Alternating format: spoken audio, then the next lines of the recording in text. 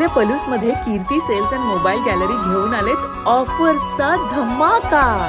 कोणत्याही कंपनीचा मोबाईल खरेदी करा आणि मिळवा आकर्षक गिफ्ट। शिवाय सर्व कंपन्यांचा फायनान्स व कॅशबॅक ऑफर। सर्व नामांकित कंपन्यांचे मोबाईल व ॲक्सेसरीज मिळवण्याचे एकमेव ठिकाण Kirti sales and mobile gallery, Meenakshi Chitramandir समोर, कराड तासगाव रोड, पलूस। प्रोप्रायटर कुलभूषण शीतल सावळवाडे।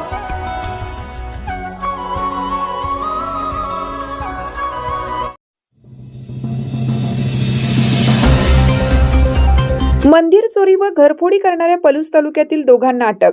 3 गुन्हे उघडकीस, 17 लाखांचा ऐवज लंपास। स्थानिक गुन्हे अन्वेषण शाखेने एका धाडसी कारवाईत 2 सराईत गुन्हेगारांना अटक केली। अक्षय अर्जुन मोरे वय 28 राहणार गोंदिलवाडी, आमनापूर तालुका पलूस, संभाजी राजाराम जाधव वय 30 राहणार विकास कारखाना पलूस अशी ताब्यात घेतलेल्या संशयितांची नावे आहेत।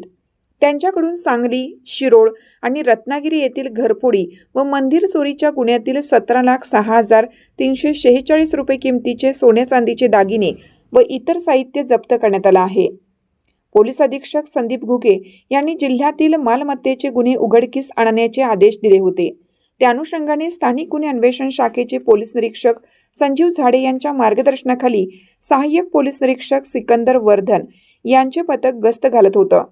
17 जानेवारी 2026 रोजी फल्ले मंगल कार्यालयाजवळ 2 इसम चोरीची भांडी आणि सोन्याचे दागिने विकण्यासाठी मोटरसायकलवरून येणार असल्याची खात्रीशीर बातमी पथकाला मिळाली।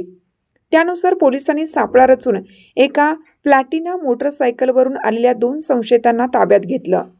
यावेळी पोलिसांनी आरोपींची झडती घेतली असता त्यांच्याकडे सोन्याचे मंगळसूत्रे आणि 4 पदरी हार, मोठ्या प्रमाणात चांदीची भांडी, तांबे व पितळेचे साहित्य, गुन्ह्यात वापरलेली प्लॅटिना मोटरसायकल असा एकूण 17,06,346 रुपये किमतीचा मुद्देमाल हस्तगत केला।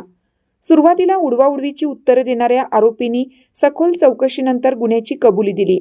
त्यांनी 20 दिवसापूर्वी सांगलीतील राम मंदिर चौकाजवळील एका बंद घरात घरफोडी केली होती। तसेच 1 महिन्यापूर्वी शिरोळ आणि रत्नागिरी शहरातील मंदिरामध्ये चोरी केल्याचेही त्यांनी मान्य केलं। अक्षय मोरे आणि संभाजी जाधव हे दोघेही रेकॉर्डवरील गुन्हेगार असून त्यांच्यावर यापूर्वीही मंदिर चोरी आणि घरफोडीचे अनेक गुन्हे दाखल आहेत। पुढील तपासासाठी आरोपींना आणि जप्त केलेल्या मुद्देमालाला सांगली शहर पोलीस ठाण्याकडे वर्ग करण्यात आला आहे।